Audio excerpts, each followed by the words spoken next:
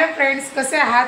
तर आज आहे अनंत चतुर्दशी आणि आज आपले बाप्पा विसर्जनासाठी जायला तयार झालेले आहेत। तर आज जरा सकाळपासून म्हणजे अगदी माझी अंघोळ राहिलेली अजून तेव्हापासूनच ब्लॉग सुरू करते। त्याचं कारण असं आहे की आज आहे ना पटकन घरातलं सगळं आवरून घ्यायचं आहे। त्याच्यानंतर मग सत्यनारायणाच्या पूजेसाठी गुरुजींना कॉल केलेला आहे, पण ते म्हटले की त्यांच्याकडे जर वेळ असेल तर ते येतील, जर ते नाही आले तर आपल्या घरी छोटीशी पूजा मांडण्याचा विचार चाललेला आहे। आता काय होतं काय माहिती, शेवटी गणपती बाप्पाचीच मर्जी, जसं त्यांच्या नियोजनात असेल त्याप्रमाणे।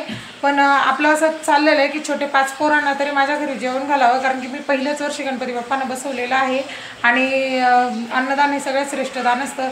तर जशी आपली ऐपत असेल, जशी परिस्थिती असेल त्यानुसारच करायचं ठरवते आहे। तर जमलं तर शेजारी पाजारी जर छोटे 5 पोरं जरी मिळाली तर मला तेवढा माझा विचार आहे, मनामध्ये इच्छा आहे तेवढी की तेवढं नक्कीच करायचं आहे। तर बघूया दिवस कसा जातो। इकडे आज माझी अंघोळ राहिली पण पोरांची झालेली आहे, कारण की आज मनूला घरच्या बाप्पाची पूजा आणि दिदूला इथे गणपती बाप्पाच्या पूजेला मी पटकन सांगितलं। आणि आज इतकं योगायोग म्हणा की मला खरंच काय प्रसाद बनवते सुचत नव्हतं।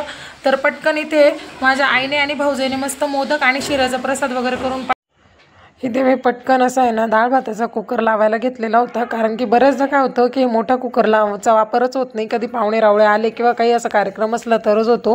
मग म्हटलं चला याच्यातच आपण मस्तपैकी छान असं जेवण बनवूया आणि मग मोठा कुकर लावला। एकाच वेळामध्ये 2 डबे भाताचे लावून दिले, नंतर डाळ लावून दिली। म्हणजे मोठा जास्त स्वयंपाक करायचा असला तर मग तो लावलेला खूप परवडतो, म्हणून मग म्हटलं एखादी चांगली गोष्ट करायची ठरवली की त्यासाठी देवबाप्पाचे खूप सारे आशीर्वाद आपल्या पाठीशी मागे असतात। याचंच हे उदाहरण म्हणजे असं होतं की मनामध्ये एक इच्छा होती की गणपती बसवायचा, आणि आपल्यासाठी नाही तर आपल्या लेकींसाठी का होईना त्यांची इच्छा म्हणून ह्यावेळी गणपतीचं स्थापना करून घेतलेली होती। आणि कधी वाटलं नव्हतं हे 10 दिवस इतके छान आणि आनंदात पार पडतील, आणि खरंच तसं झालं।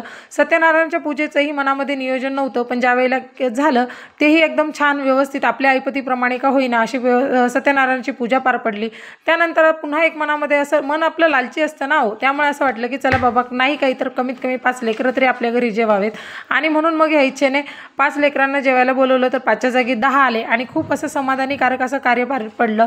खूप जास्त मनामध्ये आनंद होता। त्याचं कारण असं होतं की पहिल्यांदाच हे सगळं माझ्या घरी घडत होतं, म्हणजे ज्या गोष्टी मी देवाकडे मागत होती आणि देव अगदी तथास्तु म्हणत मला देत होता, त्याचमुळे कदाचित मी इतकी आनंदी असेल। आणि ह्या वेळेचे गणपती बाप्पा अगदी गणेश चतुर्थीपासून तर अनंत चतुर्दशीपर्यंत खूप सगळे दिवस आनंदाने गेले, खूप छान पार पडले। इतका आनंद कधी जीवनात आलेला नव्हता आणि खूप मस्त वाटलं, खूप छान वाटलं। असं वाटलं तर प्रत्येक वर्ष असंच बाप्पाच्या आठवणीत छान जावं।